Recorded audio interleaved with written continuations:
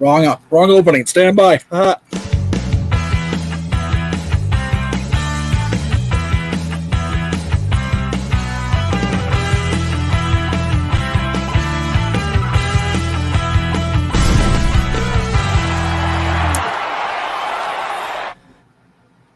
It just wouldn't be Talk Wrestling without a Jeff Beecham botch. Now what it? Hi, everybody. Welcome to Talk Wrestling here on the Jeff Beecham Network, on the NoDQ.com YouTube channel, and of course on the Greg Cherry brand.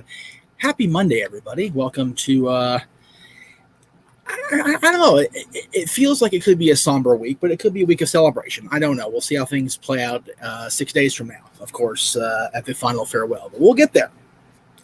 We'll get there this week. We will count down to the end, if you will, and I'll be talking about it all week, I'm sure, because it's very important to me. It's very important to my family. We are all huge Undertaker fans in this house, as far as the wrestling fans anyway, because my mom is a watch. But it's going to be an interesting week, and I look forward to it. Hello, Colin. Good to see you, buddy. Hello, Big G. Big Baller G, I should say. Again, Big G, thank you very much for last week. I owe you a big one there. And hello, Michael. Good to see you, sir. Let me go ahead and crack the Coke Zero, because the caffeine struggle is real. So I ran the commercial before my botched opening. I ran the trivia challenge opening. I don't know why I clicked that. I don't know why I clicked that one, but it is, as they say, what it is. So but it's going to be a very busy week here on the Jeff Beecham Network. We've got Stat Boys Sports Bar tomorrow at 5 p.m. Eastern. Let me make that time change clear. 5 p.m. Eastern, 2 Pacific, because at 7 Eastern, we will be simulcasting with the No DQ YouTube channel with our Survivor Series predictions. That'll be tomorrow on both this channel, probably the Greg Cherry channel. I'm not sure if Greg's going to want me to simulcast it or not. We'll see what he wants to do. Hello, Todd. Good to see you. Thank you very much for coming in. Christian says, hello, long Jeff. Long time to see. It's been a while. It has been a while since you've been in here, Christian. Good to see you back, sir. Hello, sir. And then Wednesday, we'll have the Greg Cherry Show at our usual time of 1 Eastern, 10 a.m. Pacific, with our usual Wednesday shenanigans. Thursday will be a very busy day for me off screen, because I'm going to be on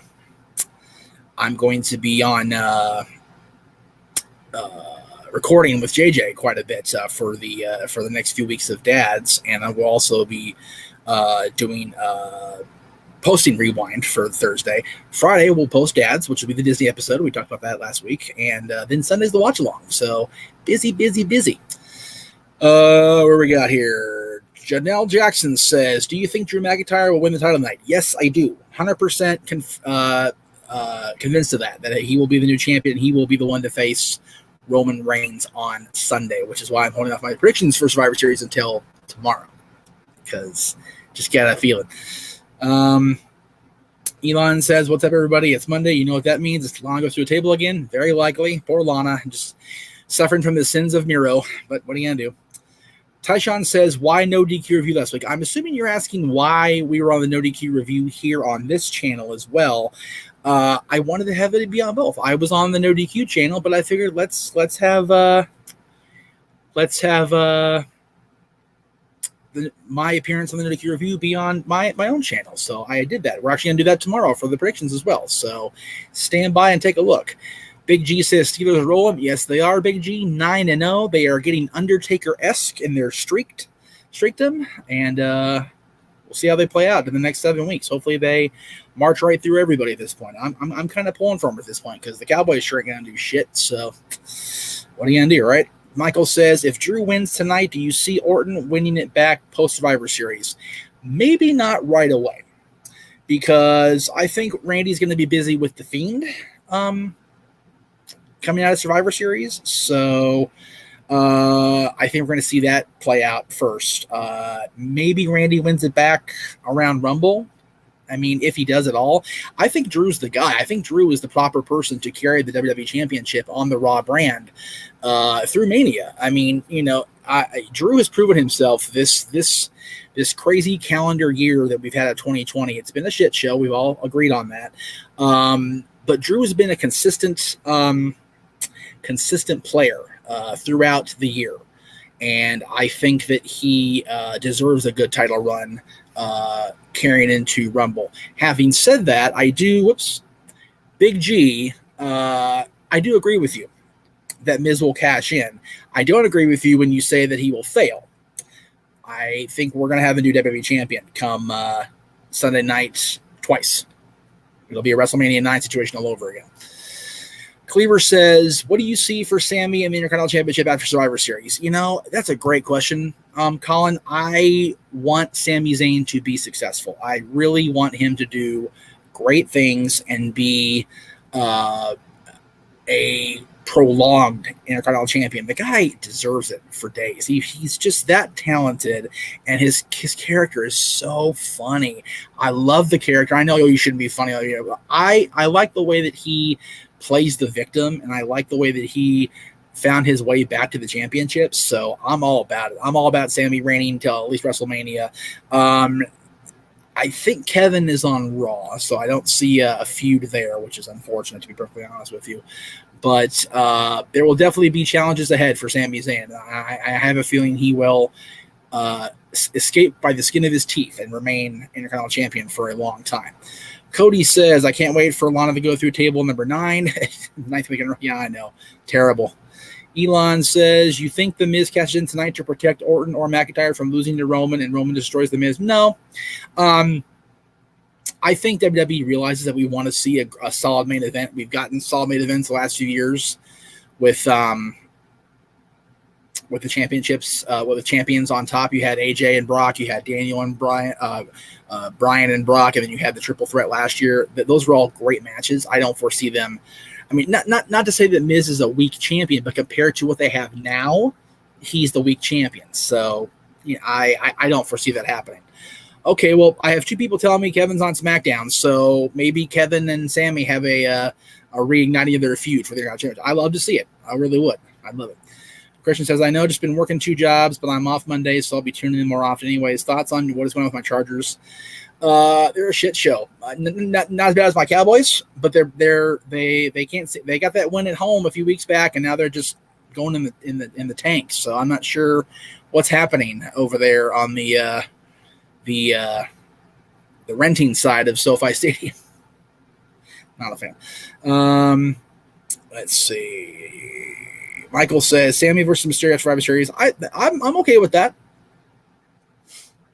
Now that the feud with Rollins appears to be at its end, I'm fine with Mysterio being in the challenging spot, just not winning it.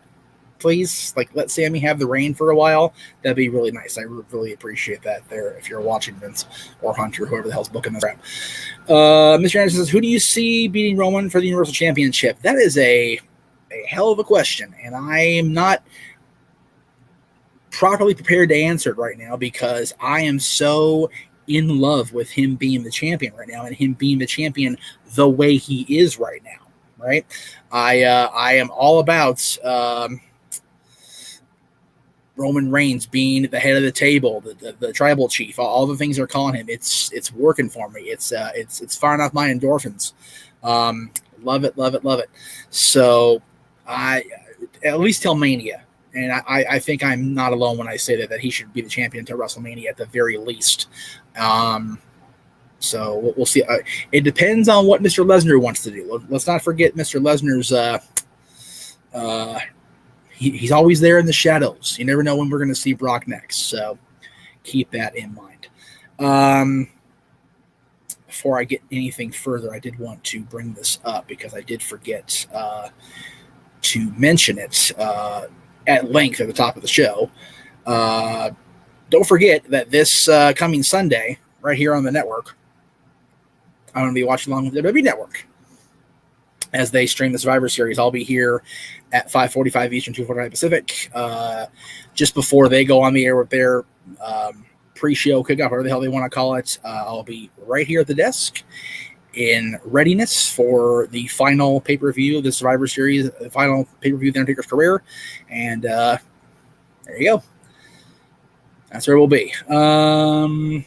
Mr. Anderson said, okay, I saw that. Thank you. Cody says, so there's 6 matches for Sunday, and 2 of them are scheduled to be heel versus heel, and the other 2 are face versus face. Yes, that's usually how Survivor Series plays out.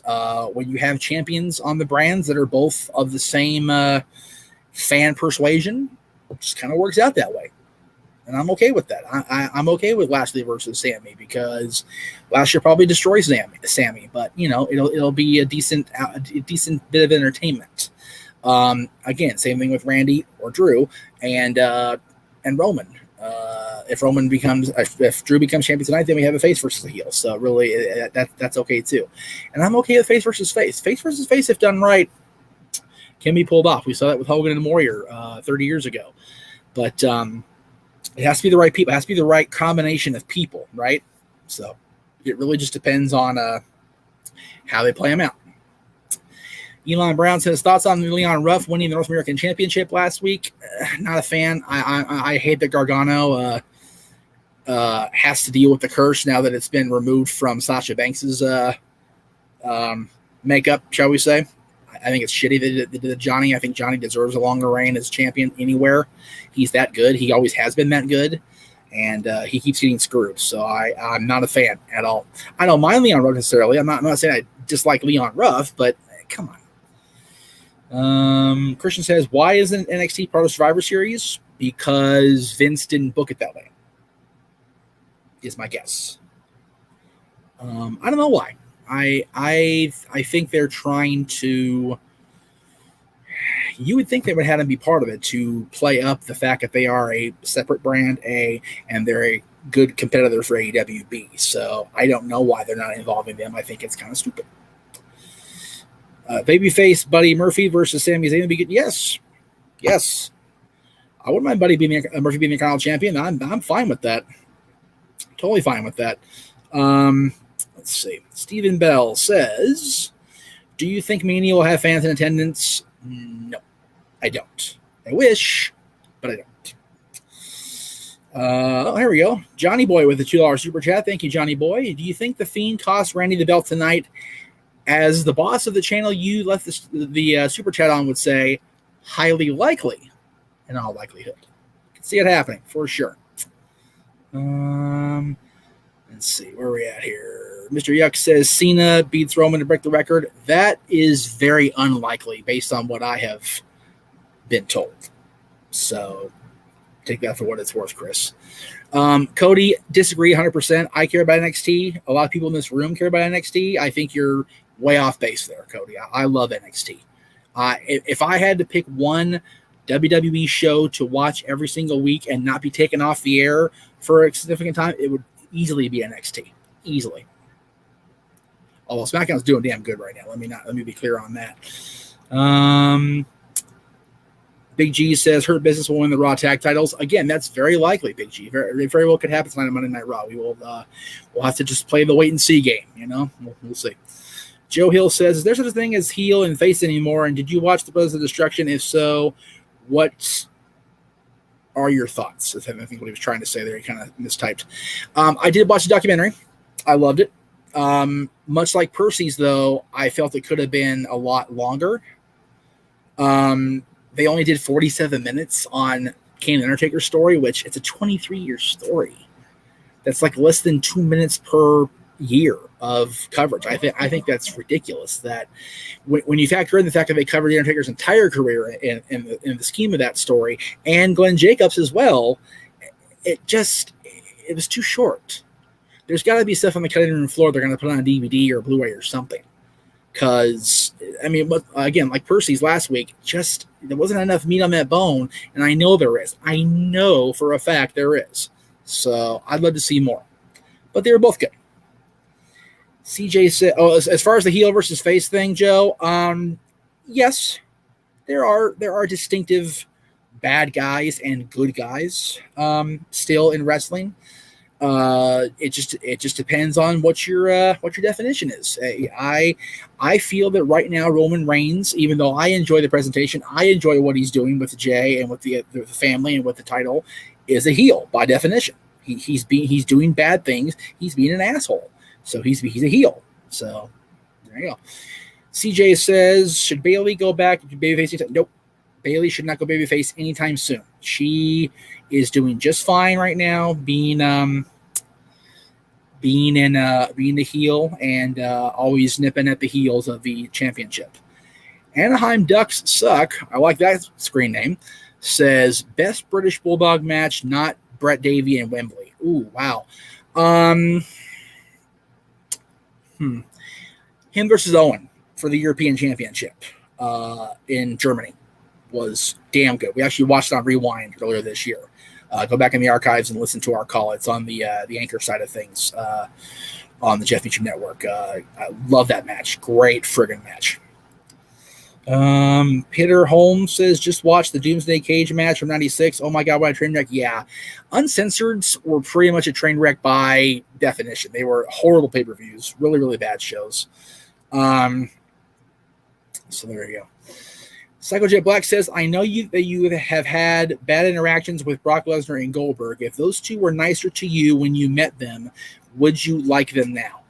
For the record, I've never met Brock Lesnar one-on-one. And I have my reasons for disliking Brock. And people that know, and the people that don't know, I am not going to divulge because I have been asked not to.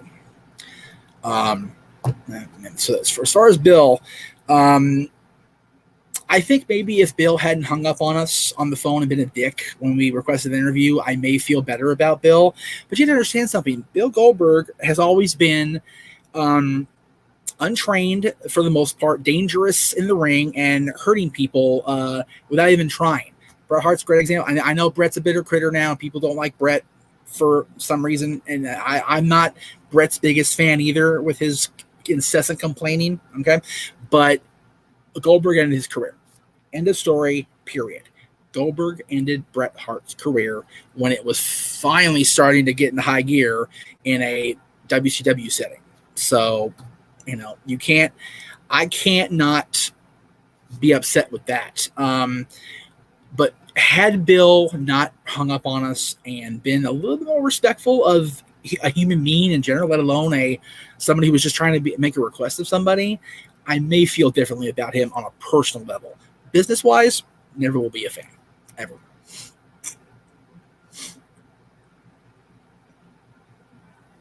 Mr. Anderson says, I was to say Seth Rollins takes a break from WWE until the Royal Rumble, then WWE turns him face and he faces Roman at WrestleMania. Again, another very distinct possibility. I would not mind that at all. I'd be okay with that. Rollins needs a fresh coat of paint. For sure. The whole Messiah Savior thing is kind of done. I'm kind of over it, to be honest with you. And now with Murphy siding with the Mysterios, apparently for good, he has no sheep to follow him, to flock with. So, it's kind of what do you do with him now, right? So, Chris says, what about Cena beating Roman for the championship record, or might Drew and Orton hot potato till Orton breaks Flair's record instead? I don't honestly see either one of them being the guy to break the record. And if anybody's going, I honestly don't think John's coming back, just on my observations. Randy could very well be the guy to break Rick's record, but I don't see it happening for my own self. Let's see. Cody, for I don't know how many times I've been asked this question at least once a week, and I think Aaron gets asked the same thing on the Raw recap. What can save Retribution at this point? Nothing. It's over. It's done. They literally took a half hour and buried them in one. They're done. They will never be taken seriously again. Period. So, Johnny Boy says, do you think someone interrupts Undertaker, or do you think that he gets a proper goodbye? We will cover that tomorrow on the predictions. So stay tuned for that, Johnny Boy, right here on the Jeff Beacham Network and on the No DQ channel. Cleaver says, I want to see New Day retain the tag titles tonight and see Big E cost his boys the match this Sunday. Ooh, I like that, Colin. Very nice. Very nice, Colin. That's a cool thing. Minder Jahal to AEW. Wow, that's tad. Says Baron Corbin returning as Lone Wolf as face. No, don't see it happening. Elon says, do you think we see Lashley's sisters during the Sammy Lashley match? God, I hope not. Again, we'll talk about that tomorrow, but my goodness, I hope not. Psycho Buck says, you once said Damien Sandow is the worst gimmick ever. Do you still believe that now? And if so, why? I don't remember saying he was the worst gimmick ever, but I very well could have. I say a lot of things. I've said a lot of things in the last 18 years. So, and I've been very concussed over the years. So if I did say it, I apologize for not remembering it. All right, guess what? You are getting blocked because you're spamming. Thanks. Goodbye. Damien Demento is just a POS person. He unjustly attacked both Rob Van Dam and myself in one of his stupid little shoot promo things he did a few years back, and laid into both of us, even though I'm not even a pothead. I've smoked once in my life ever. But I got lumped in because I'm Robert Amsterdam. It's like, he's an idiot. Bottom line is he's an idiot. The gimmick was so bad. I wasn't a fan of it in 1993 when he was there. As a 10-year-old kid, didn't like it then, but I really don't like it now. And the person's even more of a lost cause. So there is that. Ruben says, what's going on with AOP? They got released from WWE and they disappeared. What have you heard, if anything? Haven't heard a peep, Ruben. Don't know, but I would love to find out what happened with them. So maybe we'll see them down the line. Steven says the worst gimmick ever was Kerwin White, easily in the top 5. That was very, very bad. Would not play well in this era at all. Very, very non-PC. And Elon says the worst gimmick ever is Duke Josie. Again, those occupational gimmicks of the 90s were just atrocious. The garbage man, the dentist, the plumber, it's just bad. Horrible time for the company. There's a reason that WCW snuck up on them and took them out in that time period, because the gimmicks they had and the TV they were producing was just shit. It was terrible. Michael says, with The Rock producing a Scorpion King remake, could you see Reigns being cast as lead? I would be okay with that. I'd be all right with that. Roman's got the build, he's got the look, he's got the charisma. He honestly does, and he's got he's got the Anawahi touch. So why not? I'm okay with that. Cleaver says, thoughts on the 96 Boiler Room Brawl. I was at that SummerSlam. Well, that's cool. We were going to watch the whole thing last week as part of my 13 Days of Darkness that didn't play well at all because I had no viewers. Nobody was watching. So I figured, screw it, and turned it off. I enjoyed the match very much. It's one of my favorite Undertaker matches. It's so brutal. It's so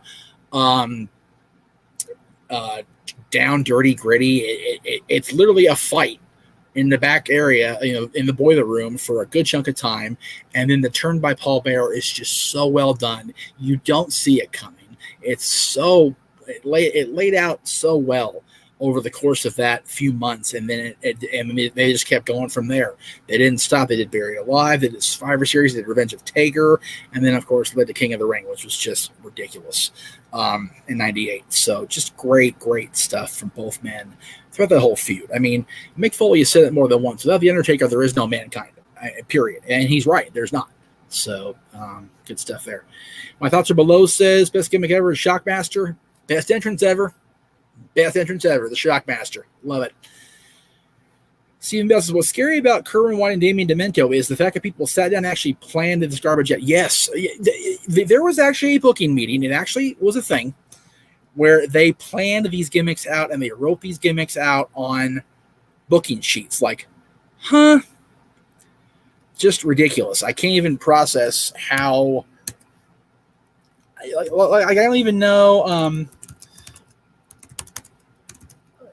I get all speechless because the booking was so hideous,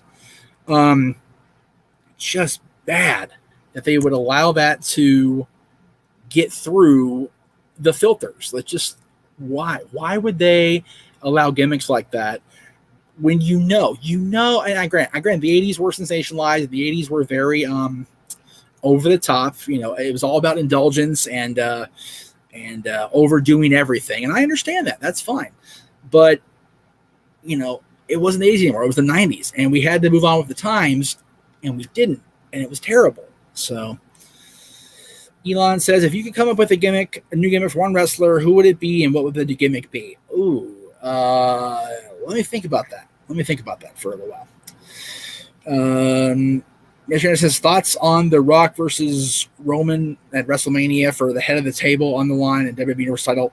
I'm okay with that. I don't know if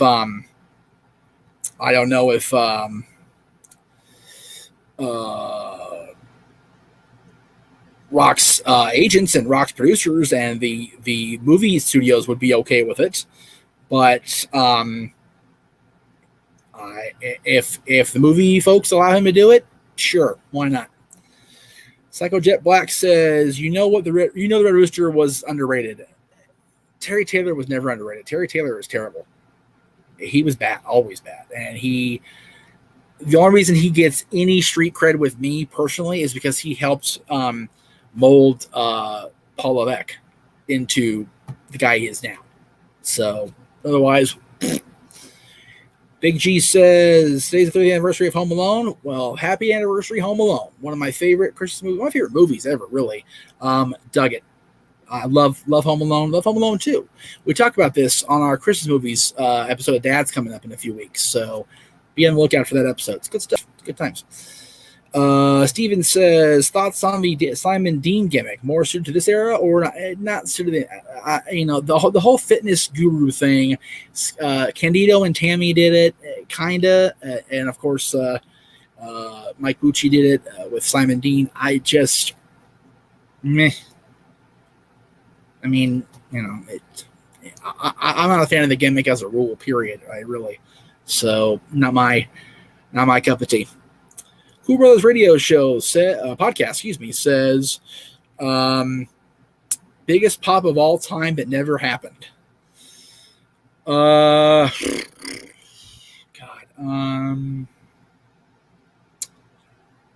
The slow rumble into a pop as the standoff between Hulk Hogan and Steve Austin at WrestleMania happened. That would have been something. Stephen Bale is absolutely correct here. He says Home Alone 3 is one of the movies ever created. He is absolutely right. It was a movie that was created. It was just a shit show. Terrible movie. Horrible movie. Wouldn't recommend that for anybody because it's not Kevin McAllister. It's not Macaulay Culkin. So it's really, really hokey, honestly. All right, I'm going to bring the man in now who is coming to us live from Cleveland, Ohio, where the Rock and Roll Hall of Fame is a thing, and I love it for that. Colin, what's up, brother? What's going on? How are we doing? I'm doing well. How are you feeling, man? Dude, I'm fatigued. I've had a headache since last Monday. I believe it. Yeah, if you don't know, I got the Rona. But, yeah, it's just been a long couple days, man. For sure. For sure. It's, now, but before I transition to what I was going to transition to in the second hour, I'll go and ask you: did you see TNA? Wow, I went older. Impact Wrestling's pay-per-view on Saturday. Did you ever get a look at that? I got to look at some clips, but I did not shell out the money to watch it. Neither did I. I mean, if I shelled out money for every pay-per-view every month, come on, you got $50 for AEW a couple weeks ago, and then you got $40. $40 for Impact, I want to say something like that. So yeah, it's like I watch enough wrestling as it is. I keep up with the I keep up with the product, but I don't watch every minor detail. You know what I mean? Right. So right. But from what I watched and what I read about, I thought it was better than Full Gear. Oh yeah. It was by and large, I thought, and I sat there and defended the Full Gear on the review last week or the debate last week. So I think Impact is being grossly overlooked. I think people are thinking that it's still the Dixie Show, and it's not at all. Mm-hmm. It's so good. I dare say it's one of the better products out there right now as far as what you have access to. Yeah. I mean, they've come a long way because we had that spike, when they were doing great. and then we hit the Dixie era, and then it just kind of went down. And then they changed names how many fucking times? Whoops, we're on Aaron's channel. Sorry, boss. One, there it is. On your channel he stole it. He stole my F word. But, we saw that decline, and then we changed names 100 times, and we didn't know if it was Impact or TNA or GFW or whatever combination of letters you want to throw together. Right. And then we saw people just running through there left and right, and it was just like, oh, man, this is terrible. And then I stepped away from the product for a while, and started watching again maybe within the last year again. Yeah, and same with me. They have really turned it around there. Props to them. They're doing something right, and keep doing what you're doing, because I enjoy watching you guys more than AEW anymore. And I've never been huge into AEW either. I've been trying, but here we are. Now, Big G, let me ask you, because by the way, everybody welcome Big Ball RG into the room. What's up, Big Ball RG? Good to see you, brother. Big G. Good to see you. What's up? First of all, let's just address the elephant in the room. 9-0, baby. There you go. Thank you. Love it. And I know the Cleveland Dallas fan. Hey, I gotta say the Browns are doing pretty good right now too. They're 6-3 for the first time. We're tied with old Cleveland, Baltimore. Sorry. Right. Yeah, that's right. First time in forever. We're tied with Cleveland in purple jerseys. So yeah, but what are your thoughts on Impact right now? The state of Impact Wrestling as we head into the last month and a half of 2020. Oh, to be honest, I haven't watched Impact in like the past 10 years. Oh shit. Yeah. Occasionally I'll go on YouTube and watch some of the clips, something that'll catch my eye. I am subscribed to their YouTube channel. So if I see something that, looks interesting, I'm like, okay, let me see what happened here. I mean, I don't have access to Access TV, but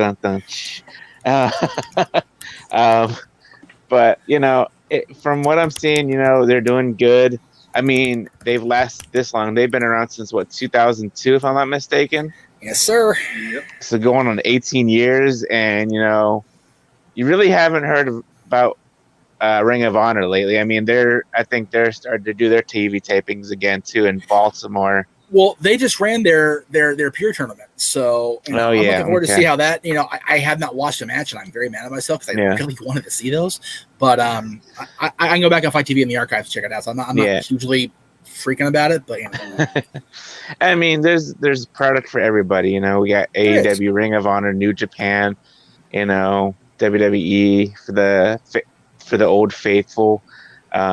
So, I mean, if you don't want to watch one product, there's another product out there for you. Exactly. So let's see. I missed some chats here along the way, so bear with me here. See, catch up here. Here we go. First of all, Mr. Anderson says, let me just let's see. Thoughts on Zelina Vega released from WWE, and do you think her husband Aleister Black will get released too? I kind of talked about this on Twitter, and I was very clear and tried to be a good little boy and said it's not really about the why at this point. It's about the fact that I know for a fact that any company that gets a hold of Thea Trinidad will be better off for it. Yeah. Because she's too damn talented. She's too damn charismatic. She's good looking as hell. And there's no reason for her not to be somewhere after the 90 days, which I was talking with, who was I talking with? May have even been a friend of mine that is in the know. Like, why is this 90-day thing still a thing? If they're agreeing to let somebody go and it's their decision, the company's decision, but you can't work for 90 days. Like, okay, so double fuck me, right? Thanks. I appreciate that. You're letting me go and I can't work for 3 months. Thanks. So I don't understand that. But gee, what do you think of Zelina's release and what's next for her? So I was kind of livid. I mean, I like Zelina. I had watched her back in TNA, when she was there. And, I think it was posted on ODQ. I think the last pretty much straw was that she had made that OnlyFans account because WWE wanted, not to have people have Twitch and stuff like that. People got rid of it. Certain people, I think Paige still has it under her real name. Yep. But really, suspend the person, do something, don't release one. I mean, yeah, they really didn't do much with her on SmackDown, but she could have been. They didn't even get though. Yeah, she could have been on the Women's Survivor Series team. They Right, have two more spots open. So, and now Chelsea Green's here. They got screwed in the butt with that. So it's crazy. Yeah, and then with Alistair, Chelsea. Yeah. And with Alistair, I think I read he wanted to go back to NXT, and they denied that. So now he's just sitting on SmackDown, not doing anything since the draft. Right. And like I mentioned to you in the when we were chatting, one-on-one, I was like, he should just go up to Vince and say, "I quit." Right. You fired my wife for no reason. What am I? Why should I be working for somebody who doesn't even have, I don't know how the whole thing went down or whatever, but because my whole thing is this, and let me ask Colin also what he thinks. Yeah. I'm definitely curious. It's very much like the whole Cat King thing. It's like, you fired my wife with no cause, so I'm bouncing. And Jerry, to his credit, he didn't need to go work. Now, granted, Alistair may need the money more than Jerry Lawler did 19 years ago. Let me just be clear on that. But at the same time, if my wife's getting fired for no damn good reason, I'm perfectly willing to sit out for 3 months and tell Vince to kiss my ass and go work somewhere else once it's over with. Because I felt that was ridiculous. And you being a husband yourself, Colin, and Big G, you're almost taken for life, you poor bastard. Where do you guys stand on that as far as Alistair, trying to should he make a stand, or should he just sit quietly, be a good little independent contractor and keep his mouth shut? Well, I'll answer part A and then this part. WWE is some straight pimps on this shit right now. Yep. They're out making side money, and he's like, nope. So pistol whip and sent to the curb. Basically, right. That's exactly what just happened. They pulled pimp shit right there. Right. And if I was Alistair, I said this in a chat room. I'm in like 5. I don't remember which one, but I said if I was Alistair, I would just straight black mass old man and dip. I caught myself. I almost said the F word again. Caught myself. And just straight dip. And you know what? Cool. He wants to, just whatever. I'll sit home for 90 days and work out in my home workout with my wife and go make my name somewhere else as the name that I made myself, Tommy End. So, right. Yeah, exactly. He could be a top contender anywhere. You could put him in any company that is on the planet right now, and he could be an automatically top contender. And he's been shit on ever since his main roster. I saw him at Fastlane. When he was teaming with Ricochet back in 2019, and he still had some type of momentum then. And that's teaming with Ricochet, who lost all momentum.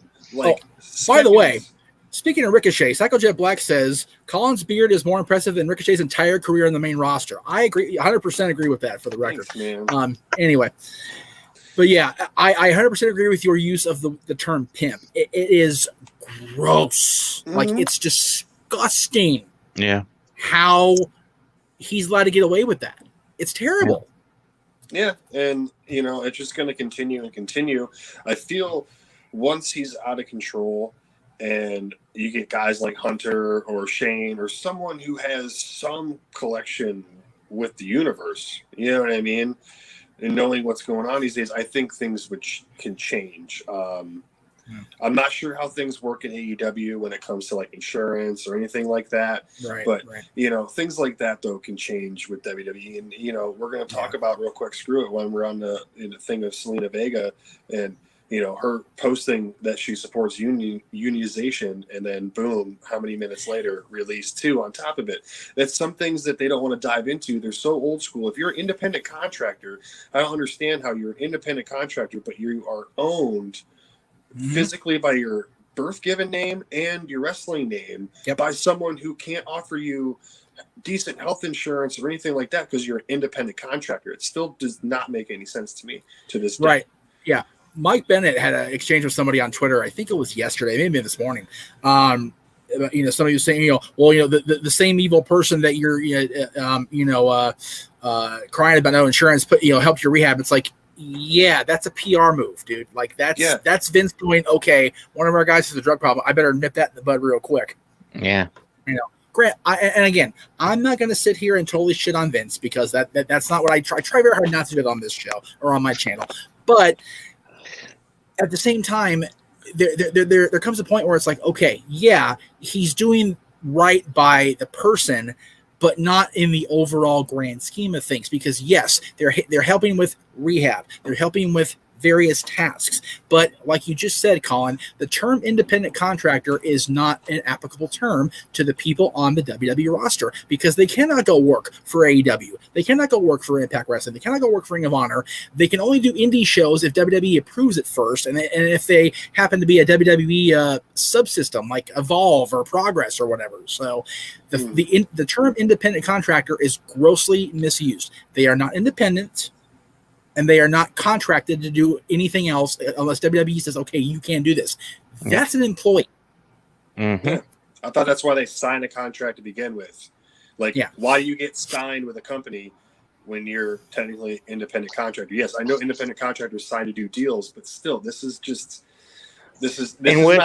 building a tool shed. This isn't laying floor at Walmart. This is, you know what I mean? This is whatever. And what I don't get is why. Okay, so Twitch, you have paid subscriptions, right? If I'm not mistaken. All right. So why hasn't Xavier Woods had to take down Up Up Down on YouTube? Doesn't he make money from that? He probably cuts a side deal with WWE though. I'm sure. You got to think there's an Up Up Down Down championship on WWE shop, bro. Yeah, that's true. They're getting some side money from that. Yeah. They're letting it happen. But still. Xavier is that hoe that has special privileges, but nobody else. I love you, Woods, but I'm just saying, yeah. Oh goodness. So let's see. Okay, so let me see if I can get people here in the chat room talking about this. Let me just scroll. Let's go. Okay. Anthony says they voluntarily signed with WWE. Got to play by the company's rules. Anthony, I agree with you saying that, and that's fine. But if you're gonna sign somebody and you're going to label them an independent contractor in the makeup of your paperwork, then you need to be straight with that. Truth. So, Psycho Jet Black, I try very hard to stay out of politics, but I do like that he's bringing this because it's part of the discussion. Let's say Andrew Yang joins the Biden administration. Will he try to change how independent contractors are treated within WWE? I don't know if Andrew Yang, I honestly don't know his agenda, and I don't pretend to know or really pretend to care. I think he's honestly just out there on the Twitter trying to, hey, look at me. So I don't know how much his desire to make Evolve change is actually a thing, or if it's just him being him. So it's funny. Not too long after they released Selena, Aaron posted the clip from the Howard Stern show of Jesse talking about what happened with him and Hogan in the 80s with the unionization. Now, I do know for a fact, or I don't know for a fact, but I a pretty good inclination that Thea knew about her release before she posted that tweet about unionization. Yeah, so it was like an hour. She was already at SmackDown, I think, if I'm not mistaken, and they told her. So she already knew the hammer was coming down before she made that tweet. I think she made that tweet knowing that she'd been let go. It's like, all right, well then F you guys. So that's just my guess there. Yeah. But yeah, this whole union thing, this whole taking care of the talent thing has been around forever. And, I don't agree with Jesse Ventura on very many things, but I do agree that there needs to be some sort of drastic change in the wrestling business. And, and again, it starts at the top. It really does. Yeah. It starts at Vince because WWE is the top. And, if it trickles down to AEW, Ring of Honor, Impact Wrestling, all these other companies, that's great. And I feel that it should be like any other form of sport or entertainment. And I'll tell you this right now. Every single piece of entertainment footage you see on television or on, streaming sites, those companies have some sort of insurance involved. Dancing with the Stars, Every single person that appears on that show, be it a pro or celebrity, signs a contract, and they are insured by Disney ABC in case of shit happening. Period. I guarantee it's happening. Same with these other competition shows, sports wise. The reality shows like Big Brother, I'm sure there's some sort of insurance involved as far as, well, I mean, I don't know how you can sure look like a jackass, but whatever. There's definitely something in place there. Every single form of entertainment or sport that we watch or we consume each and every day of the week has some sort of insurance in place, except for professional wrestling. And that's a problem. And it's been a problem since the beginning. And if they think it's a money thing or something, I mean, look at it. Like, look at it this way. If I had this whatever amount contract, all right, you have no insurance, you have no benefits. If you get hurt, you pay for it all, yada, yada, yada. Or, hey, I'll take a little lower one, but I am covered on everything, and I don't have to go and try to find a medical provider to insure me because I'm an at-risk person because of what I do for a living, or I have pre-existing knee injuries or this, that, and the other and all that stuff. I mean, there's a way they can do it. It's just you have an old stubborn bastard not wanting to make changes because he's an old stubborn bastard. And I'm not trying to shit on Vince because I do respect him in a lot of ways, but God, there's a lot of ways that it's just like, dude. Oh, I crapped on him big time on Friday. I was like, I seen it. I was like, Alistair should just walk in there, give him the finger, and just walk off. I was like, the man is in his late 70s, early 80s, something like 70s, that. Late 70s now, yeah. And there's got to be a point to where, like I said, I don't want to cap on Vince or hate Vince, but there's got to be a point to like where, there's a younger generation out there that want new, fresh things or something. And you're coming up with the ideas that worked back in the 80s, but worked in the 90s. And there's just got to be a point to where, like, hey, all right, somebody else has got to take over the rings. Well, it's funny you say that, Big G, because I was talking about the whole gimmicks thing earlier in the hour about 90s gimmicks and how we had occupational gimmicks and how Vince sat down in meetings and okay, we need a plumber. Why? Why do we need a plumber? Go back to the. Go back to the Brothers of Destruction documentary, and I think it was Glenn said something about the whole dentist gimmick. Yeah. And Undertaker was like, you don't want to go in there and tell him that you were great at something. Yeah, if you were great at anything, like Undertaker said, he sang in the bathroom. Imagine Undertaker singing every single week.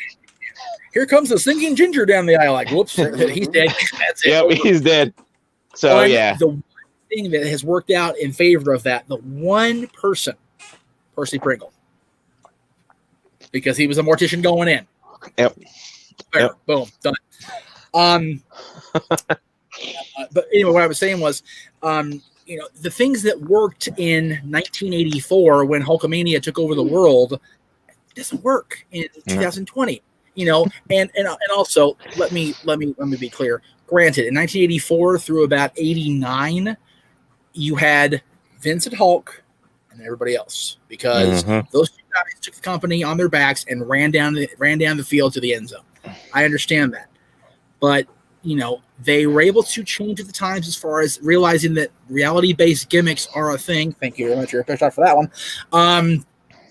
Why is the old man having such a hard time realizing that his guys don't feel protected? His guys don't feel like their output is being compensated in more ways than just monetary, which is great. The money's great. Let's not mince words. The money's obviously really good there. Yeah. But if they get hurt, they're in deep shit. And I don't know why he doesn't go there, especially with people he has there. I mean, he's got Hunter in the tower with him now. He's got Bruce Pritchard, who, granted, people go back further on how I feel about Bruce Pritchard, but Bruce has enough of a finger on the pulse to go, something's, and even though he's not on the hierarchy anymore, Paul Heyman is no dummy, and Paul Heyman knows about insurance in sports. Brock Lesnar, MMA fighter, hello. So right, I know he insures his guys. Just saying. So why is this not a thing, and I want to bring in the next person to talk about this because I know she's got a lot to say about it. Let me click the thing here. There we go. Hello, my dear. How are you? I'm good. How are you? We're having a very lively discussion. We're talking about Zelina's release and the whole insurance unionization discussion. So I'm not sure how much you can say, but I did want to get your input on this. I posed a question to the boys here. Why is the old man not realizing that his talent is slowly but surely realizing that, yes, they're being compensated very well monetarily, but if they get hurt, they're screwed? Why is this not occurring in his head? Money. Well, I mean, I get money output is a thing for him. It always has been, but you have enough guys up there in the tower with him that are, should be, at least in theory, telling him, hey, it's, you've got guys that have been released this year that are really starting to make a sting. You got Mike Bennett out there on the fringe. You have Aleister Black now, whose wife's been released for taking a stand. Ryan Reeves. Well, Ryan Reeves is a bad example because Ryan Reeves is a mess himself. You've got guys from the past, and there's always Jesse, who will always say it until the day he dies. It's Jesse. Is when does the money thing become less important to Vince than company PR presentation? Is my question, I guess. It doesn't. If it hasn't by now, it's not going to. That's horrible, and it's. Yeah, I don't. For me, if I'm, and granted, I'm Vince McMahon's 75 years old, so he's not, he's very much doing the way his old man needs to do it. He, would, have guys on the roster for whatever time, and run them into the ground. And I don't see that being a good business model as we head into the next decade, because, especially when the guys are, this whole COVID-19 thing is such a horrible anomaly that it's been introduced into our lives. But, you don't know what you're going to walk into on a daily basis. You can walk into the freaking pharmacy today, and the pharmacist could be sitting behind the counter. You don't know. And, exchanging of bags, boop, and you're sick. That's it. So I have a very hard time believing that Vince is that out of touch. And I'm not saying he isn't. I just say I have a hard time believing it, I guess. So, Psycho Jet Black says, I believe the NBA and the NFL players have better insurance than WWE. They actually have insurance. That's why. They have something. Yeah, they have something. Like I said before Lisa came on, every single form of sport or entertainment that we are allowed access to on a daily basis has some sort of insurance. Dancing with the Stars, competition sports shows, competition reality shows, football, baseball, basketball, hockey. God bless the hockey players insured because they'd be in deep shit if they weren't insured. God, those guys are crazy. Same with American footballers, as well as rugby players. You can't tell me the rugby guys aren't insured because they got to be insured to put the uniforms on. Going out there. My son is 12, and he has better insurance when he plays baseball. Okay, there you go. See, that's the thing. Living here in Southern California, I'm allowed the access of Medi-Cal because, well, this isn't really a job, ladies and gentlemen. Are you in the States? No, I'm not. That explains everything too. There you go. I'm Canadian. That explains the Great White North up there. Yeah, that explains everything. Exactly. Good for you. It's a little different up here. A lot different. But you guys wonder why I was going to be pushing to move into her basement if dipshit got reelected. I'm gone. I'm out of here. Bye. I'm taking the boy with me. We're out of here. Yeah. I told my fiance, I was like, hey, we're going to Germany. We're leaving. I'm getting out of here. It's pretty sad state when you'd rather be at the country that used to be run by a dictator than here. Okay, just saying. Yikes! Yikes! Scheiße. And we're going off at where I want to go, so let's just move right along. Let's see. Minder Jahal to AEW. God, that screen name is just a glorious thing. I gotta tell you, brother. Due to the COVID-19, should WWE have old venues for Raw, SmackDown, and NXT? Well, the old venues have been condemned for the most part. They've been torn down or they've been, replaced by newer venues. The one city I can think of that has not been torn down is out here, the Fabulous Forum. They didn't tear it down. They just went in and gutted it and made it pretty again for the first time in 30 years. But again, it's more of a concert venue now than it is the actual sports arena. The LA Sports Arena, the home of WrestleMania 2 and 7, got torn to the ground, and they built that LAFC soccer stadium over it. So I don't see them using the old stadiums or arenas because there's a reason they got shut down, either code or structure safety due to earthquakes or whatever natural disaster you have in your area. Which if you're in the United States, it's everywhere. Some sort of natural disaster. It's all about just waiting it out. And I know they're going to have their contract be up with Amway on December 1st due to Orlando, the Magic needing their building for NBA, and that's fine. I'm fine basketball coming back. I'm not saying I'm not, but we've spent the last 20 minutes kind of shitting on Vince here, but let's be real. Vince has a plan. He knows exactly what he's going to do. He knows exactly where they're going to be come December 8th for Monday Night Raw. They'll have a place. Yep. December 7th. They'll find a way. So I'm not overly concerned about where the shows are going to end up. I'm honestly more concerned about, again, player safety, talent safety. People stay home from work, and they think they've got, they may have the virus or not, just because they're people are still scared. I mean, here we are, we're in month 9 of this, and we're still afraid to go out. We're still, afraid to go live our lives. And we have our government saying, well, you shouldn't. And we have other people saying, well, no, live your life and just be safe about it. Wear the mask. And it's, I've said from the beginning, and Lisa's in the healthcare field, so I know she'll back me up on this. The mask only does so much.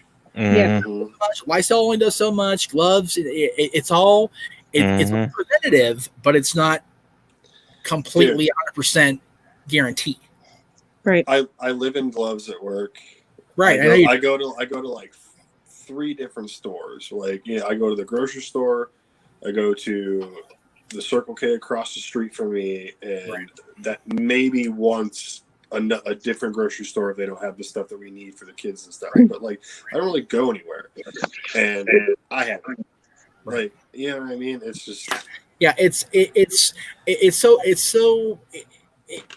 the worst kind of randomness ever, because I had that test back in July. Yeah. It was a false positive. Found out it was bullshit. Came on this show and tore him a new one. But it was a false positive. And, Colin here, he's a working husband, father of two. And now he can't go provide for his family. And they're trying to make sure the baby doesn't get sick, which is a horrible thing, a reality to have to live in, to worry about your 1-year-old child getting an innocuous virus because somebody that he went out, someplace he went out to, some asshat didn't take care of himself better. Yep. And I'm one of those dudes. I'm in the store. I'm out the store. Like, I'm a linebacker. Get out of my way. I know exactly what I'm going in for and out. But and I work for a place that I have no insurance. I have no sick days. Right. So I'm SOL. Yeah. The one place I have been going to consistently, where I insist on going in to this day, is fast food. And I freaking layer up, because drive-thrus are the devil. Because I have yet to have a drive-thru order 100% correct this entire calendar year. During a pandemic, it's like, okay, folks, to every single fast food chain owner in this country, if you're in the United States, pay attention. We're in a pandemic. We don't want to go inside your damn stores. We don't want to go inside and be at your counter and talking to your big plastic screen and still be sneezed on anyway. Put somebody in the window that can speak a language we need and get the order right. Well, RTFTA, man, read the fucking ticket, asshole. Well, I'm gonna go against that. For Colin, for those of you who don't know what Colin's talking about. I'm gonna go against that. I went to Chick-fil-A, and Chick-fil-A has their shit down. Chick-fil-A's had to have their shit down ever since they got caught gay bashing. Oh, we better. Oops. So they've been completely squeaky clean for about 3 years. Yeah, I mean, that's the Lord's work there, though. Like that's a whole different level. We went to Chick-fil-A today. We went to Chick-fil-A today, and they got like 2 lanes, and they remodeled it a little bit, with this whole COVID thing to extend it and whatever. And they had people out there taking orders and whatnot. You drive up within like 2 minutes. I had my food. Right, and to be fair to a chain that's more on my end of the world than anybody else's, In-N-Out has always been good with drive-thrus because their freaking lines have been atrocious since the beginning. But they have people the car hops, not on skates, but they have the car hops. Walk the line. They just have masks on now, and they've done really well. So I will say that now. To Anthony's solution, don't eat fast food.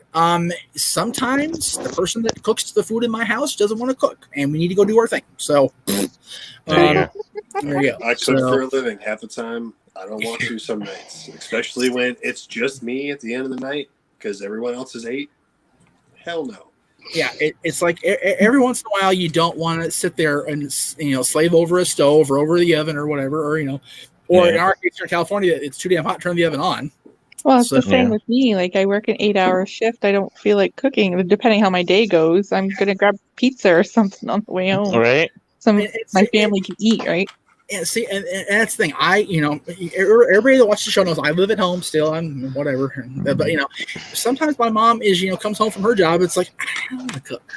I don't want to deal with it. And every Friday, right now, after dropping Dylan off at his mother's house on a Friday night in the dark because it gets dark out here at freaking 6 because it sucks right now. It's been dark for 2 hours here. Right. Yeah, that's what I'm saying. So, by the time we get back into civilization again, after driving out to the boonies, it's almost 9 o'clock, and Mom's like, "Do you guys want to get something?" I'm like, yeah, we'll just grab something on the way. So it's just it's become an unhealthy habit. But the bottom line is, if you're gonna be in the drive-through fast food business, put some competency in the window. I'm begging you guys. Come on, man. Yeah. It ain't hard. No. Seriously. I will say, and I did want to call them out last Monday, and I forgot because I was so happy about the way Monday went. The Popeyes out here in Canyon Country. We placed an order. We were about halfway down the 14 freeway, so we're about 30 minutes out from the location. I placed an order online and sent it to the order, and I didn't know it at the time, but the indoor dining was closed. Like, I mean, they wouldn't let people in to order. They wouldn't let people in the lobby. So we get in this line. We waited an extra 20 minutes through that drive-through before we got our food. And as we're going to drive through, I saw people go in and place orders inside, even if the sign says don't come in. I almost got out of the car a few times. I'm like, I don't want to be the ball buster. I don't want to be a troublemaker. But man, I got to say, whoever runs that Popeyes up here on Golden Valley needs to be called out because, wow, horrible. I will never eat there again, ever, ever, ever. KFC or die at this point. Yep. Yeah. Speaking of dinner, though, I got to go take care of that. Yes, sir. You are on dinner time. Yes, sir. But I'll be in the chat room. Take it easy. Plug my stuff. You all know it. I'll take it. Bye, Colin. Bye. Nice meeting you. All right, Colin. Take it easy, brother. See you, brother. Yeah, I will be. We're going to go right up and probably until the top of the next hour because 2 of us have an engagement in the Thunderdome tonight. So, if it works out, I gave up on the Thunderdome. I gave. I'm like, nah. I've had no trouble so far. It's been the weirdest thing. Like, I hear people have trouble with it. I haven't had an issue with it yet. So, no, me neither. There you go. So let's see. Let me get to the questions now that we've ran down the fast food industry and health insurance in general. Let's get back to reality here. There we go. This freaking Minder Jahal thing is just going to drive me crazy. Bo Dallas should impersonate other wrestlers every week on SmackDown or Raw, like Charlie Haas and Damian Sandow. If it gives Bo something to do, why not? Yeah.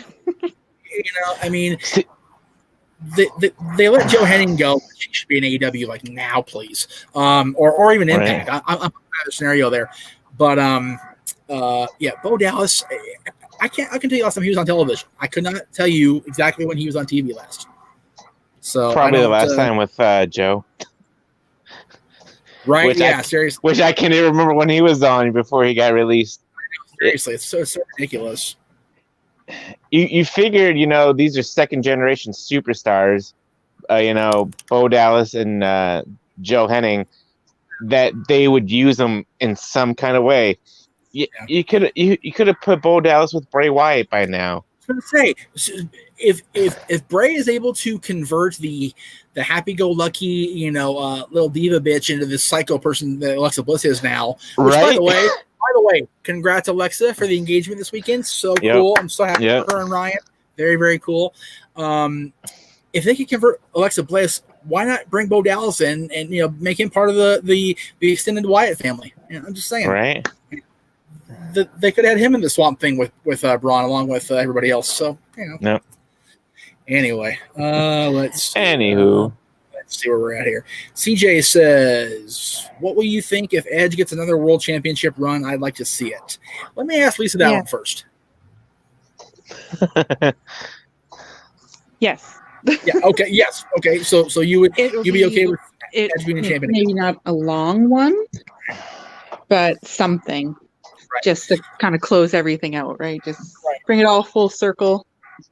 Absolutely. Well, but before everybody came in, they were talking about people were asking me if John's going to be the one to break the record, and I said probably not going to happen. And then maybe Randy, but Randy's still got three more to win to get there, and he's been in 20 years already. So three more championship runs means either quick little spurts, which won't mean shit. I mean, it'll be record breaking, woohoo, but like Randy is lame, or they just don't do it. So just like a short little 2-week one that ends tonight. Yeah, I see. Her and I are on the same page.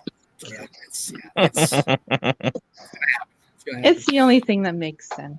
Yeah, I mean, I personally like the matchup more of Drew and Roman than Randy. Yeah, I do too.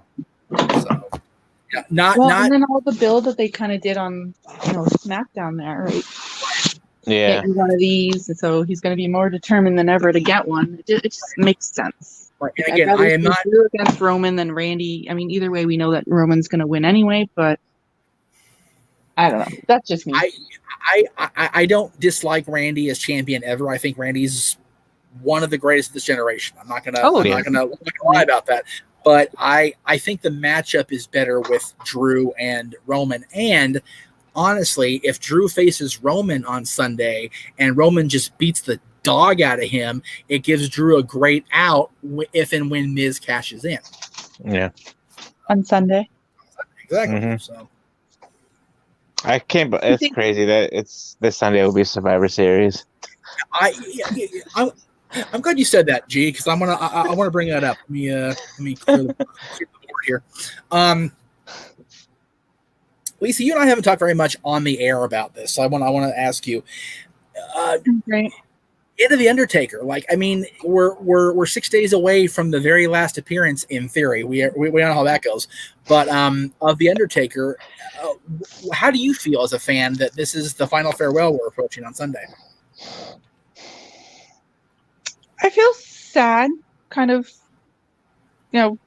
defeated in a way, like as a fan, right? Like it's the Undertaker, like it's just so to not have him there. I mean, he's not there as much now anyway, but still, I don't know. It's kind of like a bittersweet kind of moment, I guess, and depending what they do with it, which I'm kind of iffy about. I got asked earlier about, do we think it's going to go off without a hitch, or will it be some sort of interference? And I said, I'll say my piece tomorrow on the breakfast show, but what do you think? There's going to be, there's got to, the way they, I don't know. It's something, it's not going to go down a perfect farewell. Right. I mean, they're probably going to throw retribution in there or some stupid thing. But I swear to God, if Kane and Undertaker don't just completely destroy Retribution once and for all, if that happens, I'll take at least a month off of it. Yep, I'm good. I don't even know what January. the point of them is. Honestly, I don't get it. Yeah. So yes, I get asked every week. How do you save Retribution? You don't. You don't. At this point, you can't. I went off the air at 8 o'clock. By 8:30 that night, the Hurt Business had beat him and Bray had buried him. There's no going back. Done. No. Done. Over. Buried. Good night. Ugh, Lord, it reminds me of like the Predator and Bane. That's what I call them. I can't remember their names.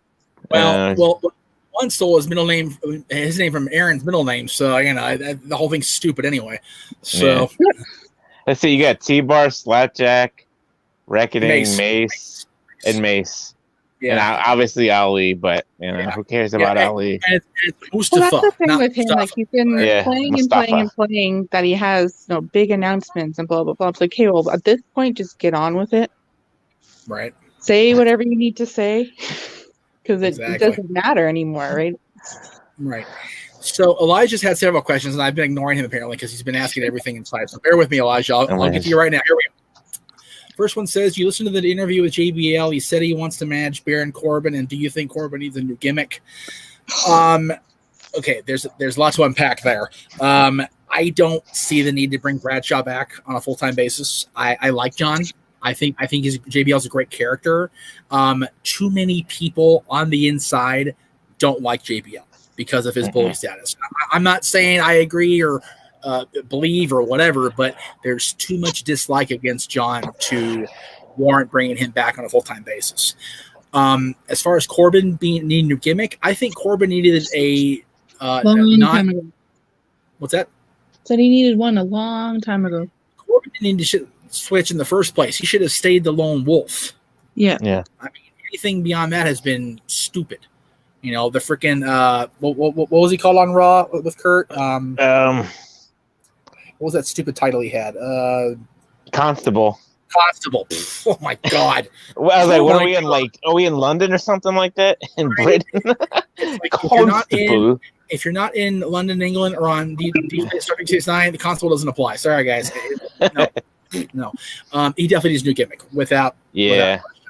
Elijah's next question was, how do you feel about Chad Gable and Otis duo or tag team, and do you think Gable wins an IC belt will help him? Wow, we need to have you take a writing class. Okay, I don't mind seeing Chad Gable be a champion. I like Chad, and him and Otis though, it makes about as much sense as Otis being Money in the Bank. Oh wait, right. I don't see the correlation between those two at all. Like at all. I don't see anything there. I think they are both amateur wrestlers, if I'm not mistaken. So they got maybe something, but I mean, it's at this point, If Otis was an Olympic wrestler, I'm gonna call the IOC tomorrow. Like, huh? Well, why did you even break him and Tucker up anyway? That was just stupid. Not only breaking him up, but then switching shows. Like everybody that was a part of the Otis program is now on Monday. And then he put him in that awful 24/7 run thing. Like that's just, I don't know. That's just where you stick people that aren't going anywhere, I guess. Well, see, and that goes back to the point we were talking about earlier when you first came on and before you came on. They've got all these guys on the roster they're not doing dick with. No. What? Oh God! Oh, hurts my brain. Yeah, it does. Okay, Elijah then says, "I hear something that Undertaker wants to face Cross. Would you like to see that showdown? Where did you read that? Yeah, I didn't read that anywhere. I think it might have been the other way around. I'm sure Karrion wants to face Undertaker because who doesn't? But I don't ever see. I've never seen Undertaker mentioned. Yeah, with all due respect to the gimmick, Mark said he's done, and he's done. I mean, come on. Yeah. So, Cleaver said, where'd he go? Corbin has been dead in the water since he came to the main roster. Yeah. I mean, he won the Andre Battle Royal. That was a good thing. And then he was in NXT for a couple more weeks and then fell flat on his ass. So that's been, 4 years? Yeah. They used him to, retire Kurt. That was just stupid. I was Well, mad at that. You and I have had that talk direct one-on-one there, kiddo. So that's Yeah.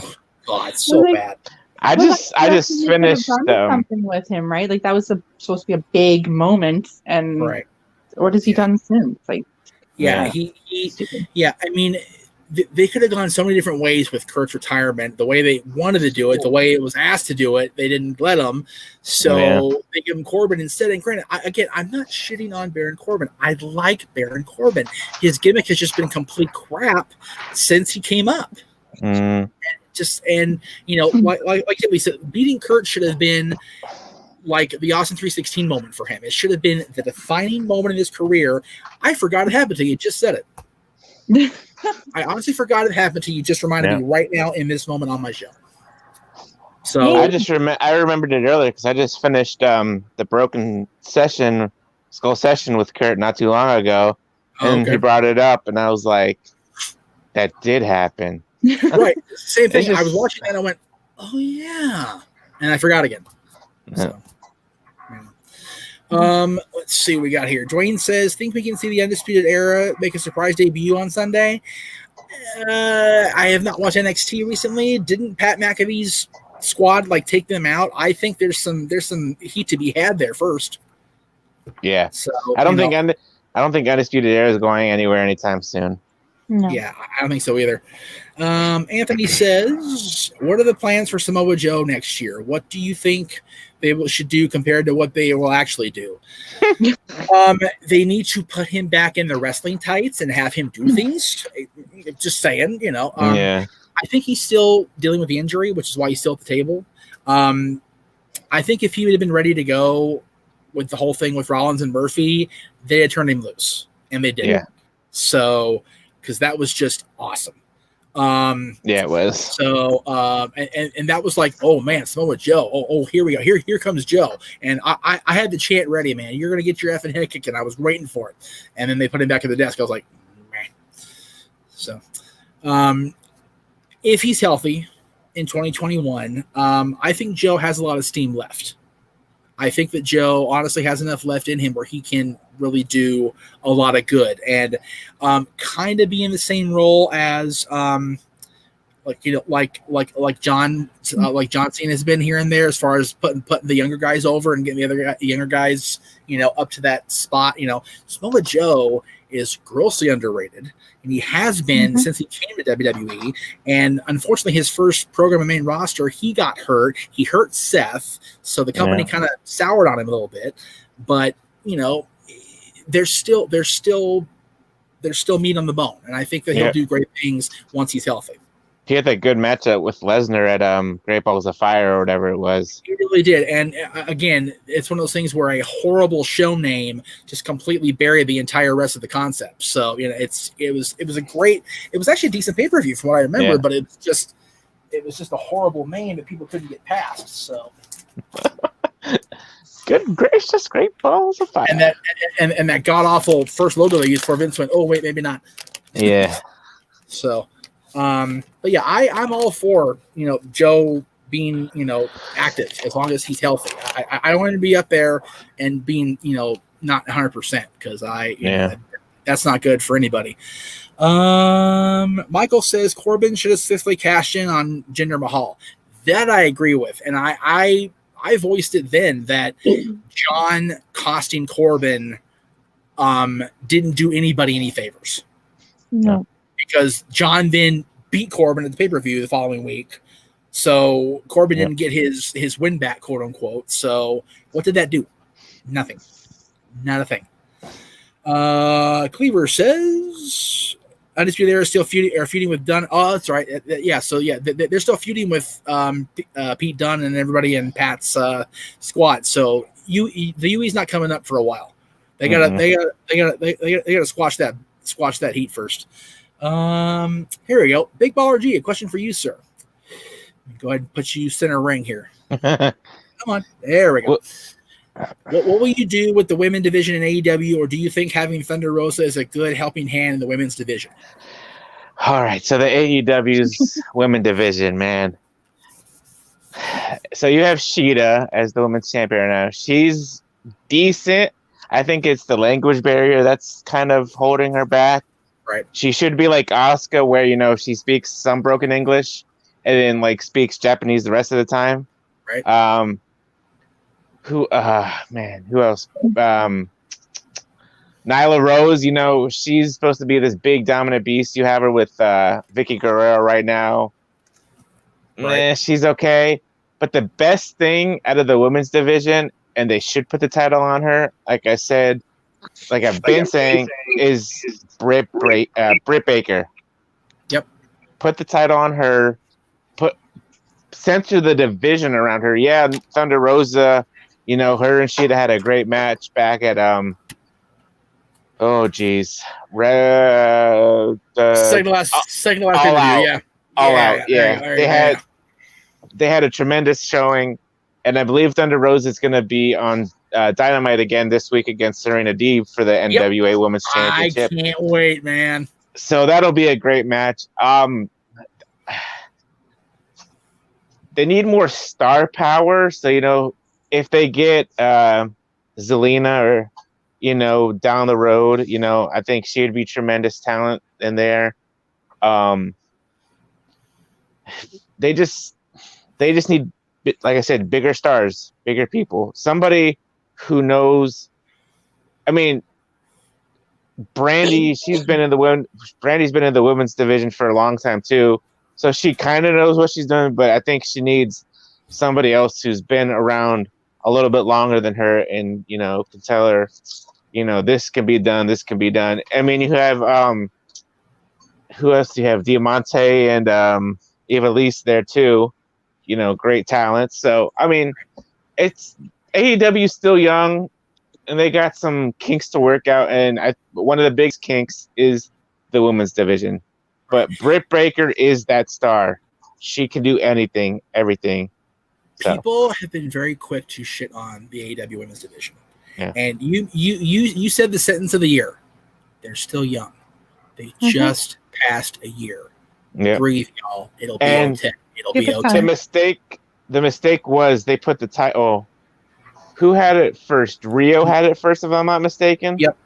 That was the mistake right there. Yeah. That was the mistake. And granted, people thought that Nia being first would have been a PR thing, which I kind of see that rationale.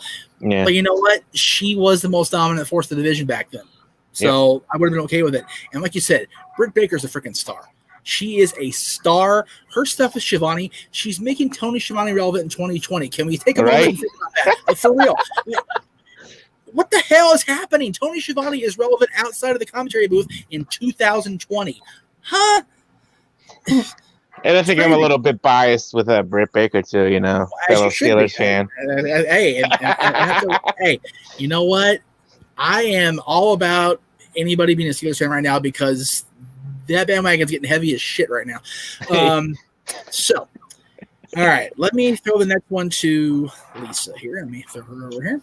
Me? Oh, don't do that. Oh yeah. When does Michael Cole retire from announcing? I personally think his time should be up and move full time to a backstage role. Michael Cole. That.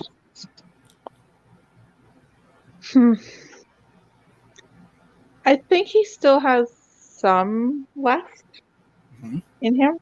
Okay. Some, maybe not. Right.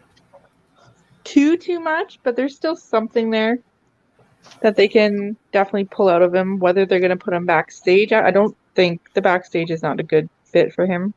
Okay. Backstage role. Well, what would you think? They did something similar with JR toward the end there, where they moved him kind of like in the producer role, but for the announcers, like he was, producing Michael and producing.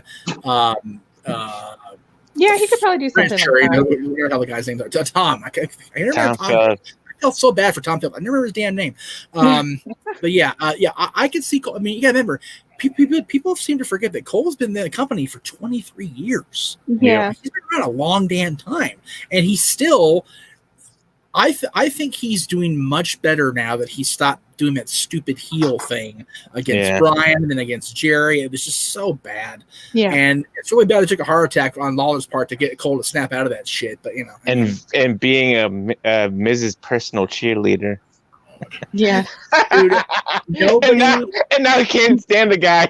Yeah, nobody was a bigger Mike Zayn fan than me when he was starting to do his thing because, you know, SoCal Pride, baby.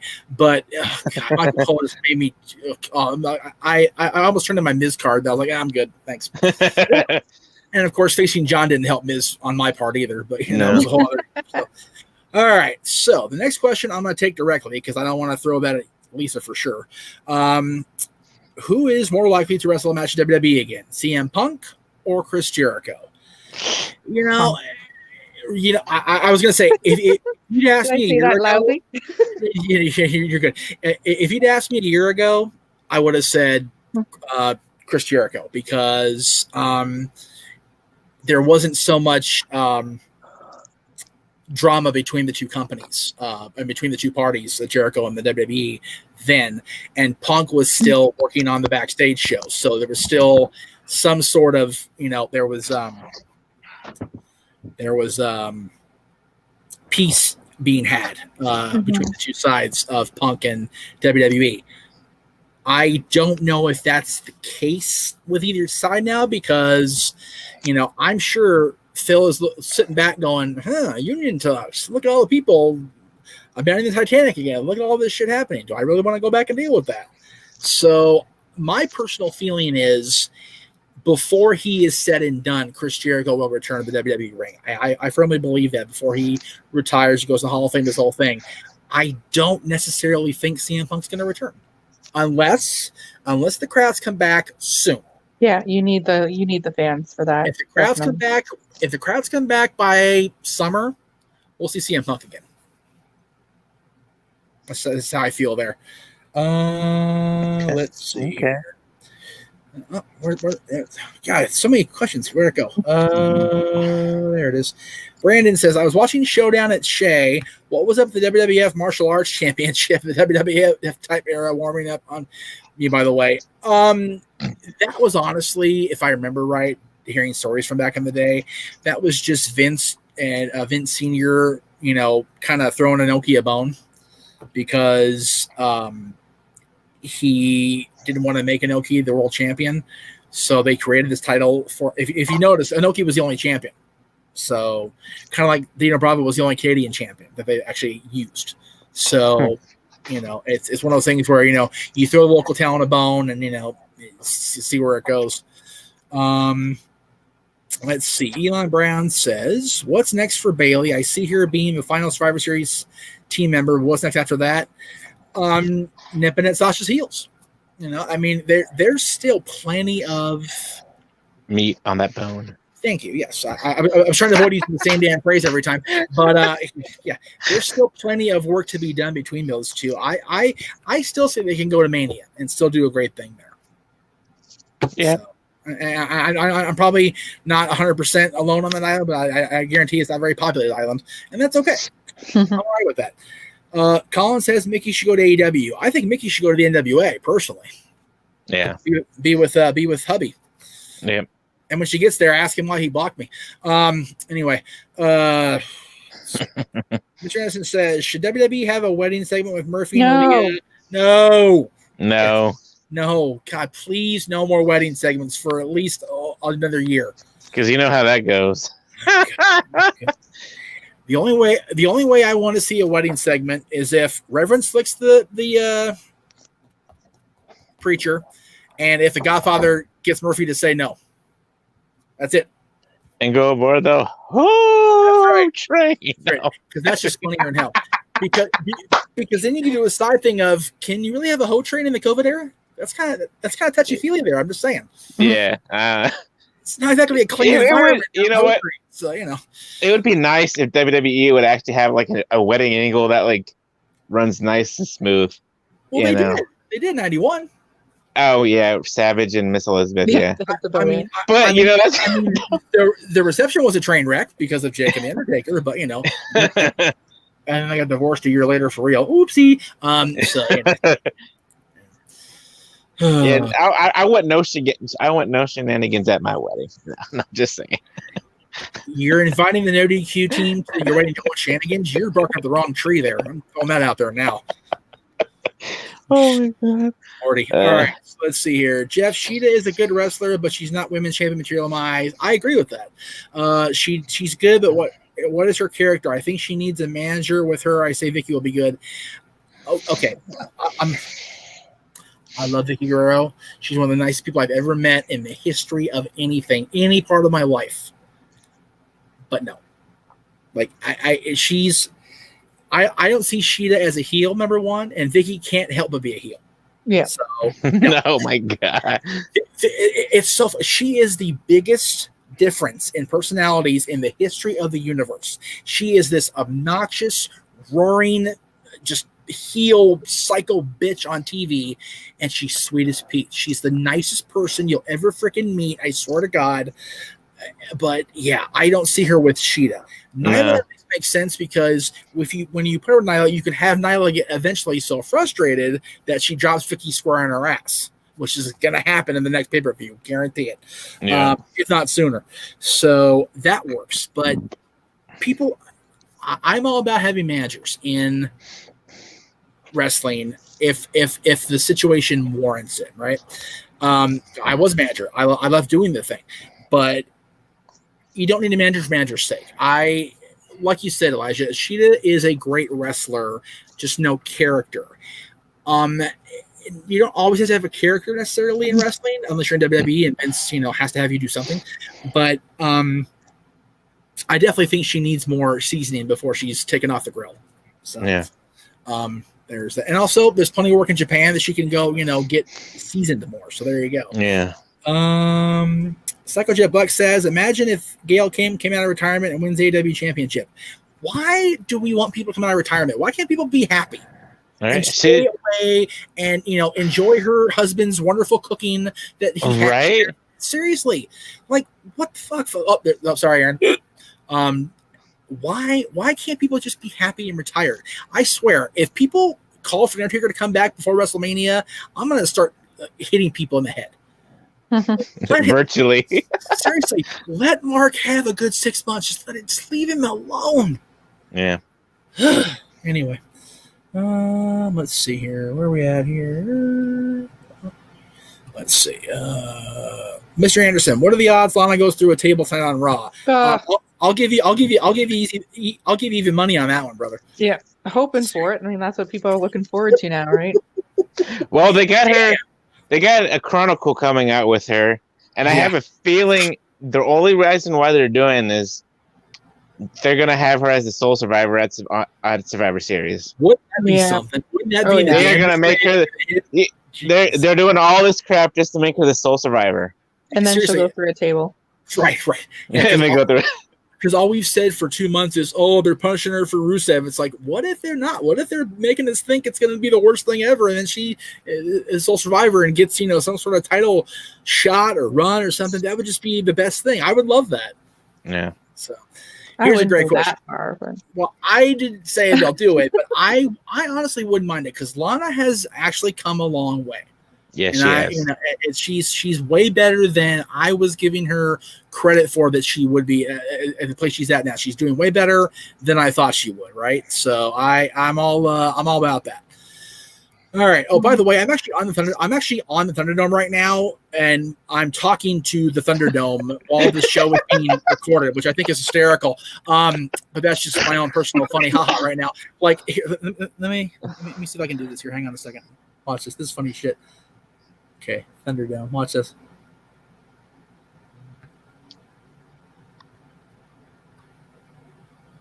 January. So, okay.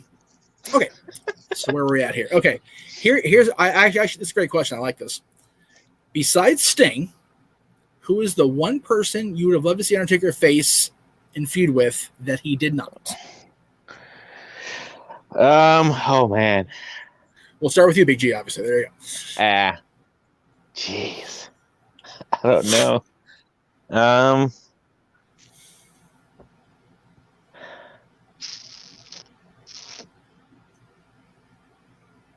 I'm gonna throw a curveball. I'm gonna go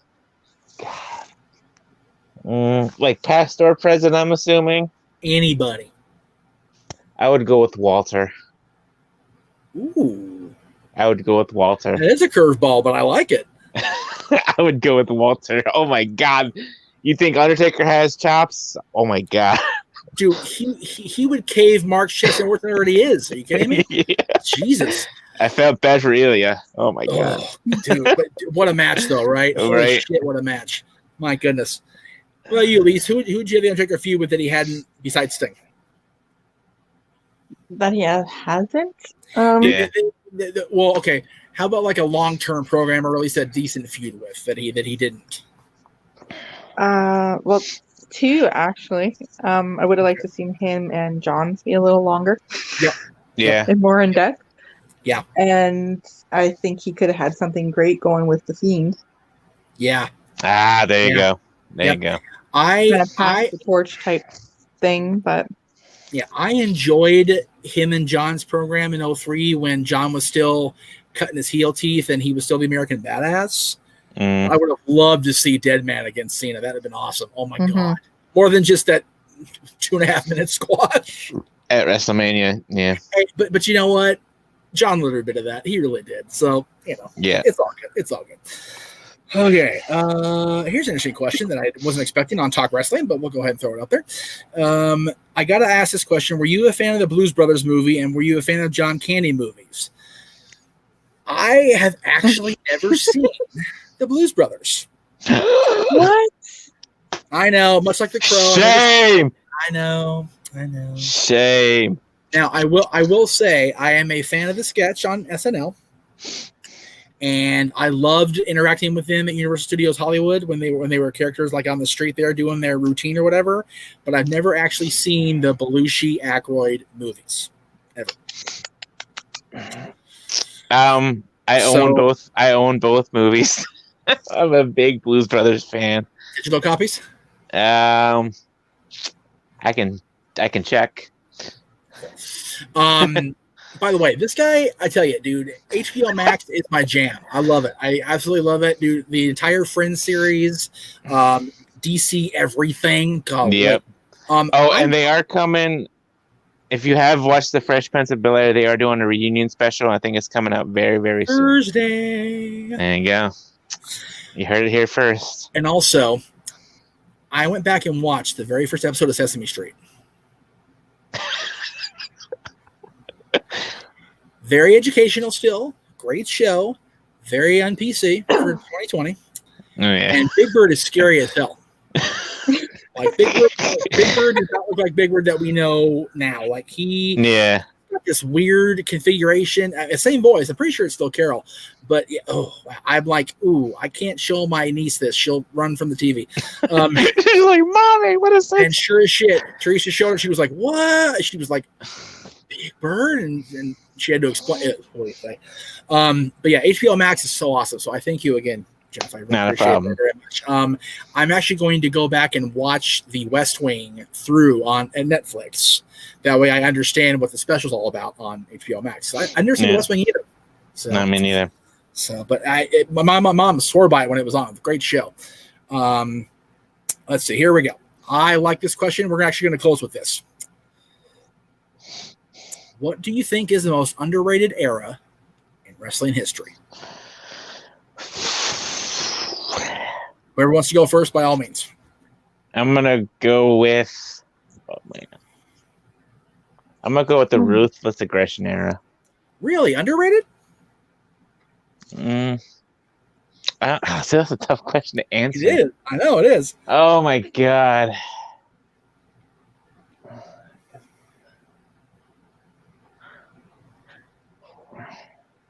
I don't know.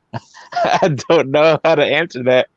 Oh my god. I'm gonna let you guys answer. I'm gonna think about it. All right. Lise. Oh, shoot. Did you mute her? No, she muted herself. Lisa, you're muted. I don't know if you know that. I don't know if you can hear me.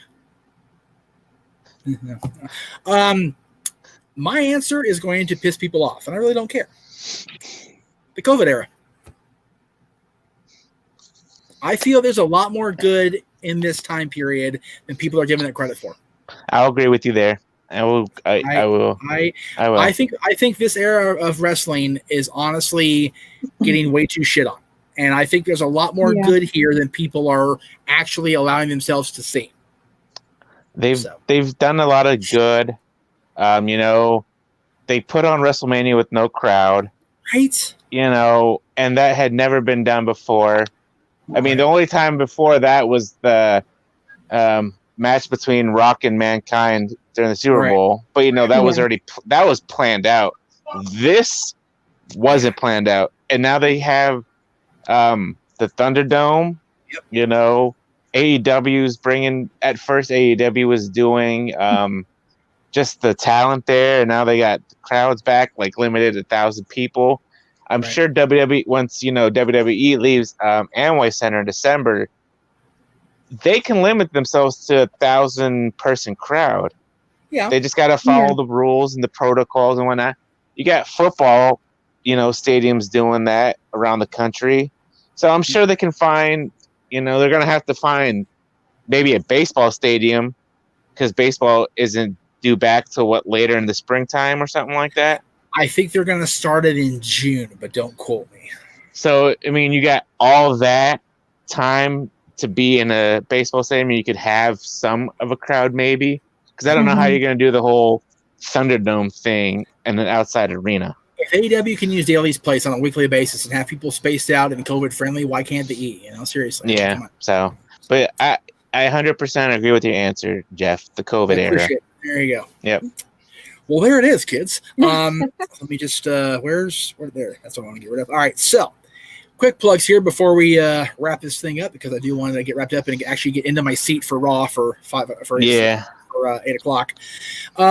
If you're watching on YouTube, we appreciate that. You can find us on YouTube at Jeff Meacham. There it is right there. There's the screenshot of what that looks like. If you're listening on Anchor, I love you because you're paying me, and I appreciate that very much. And Lisa's gone. There you go. Okay, very good.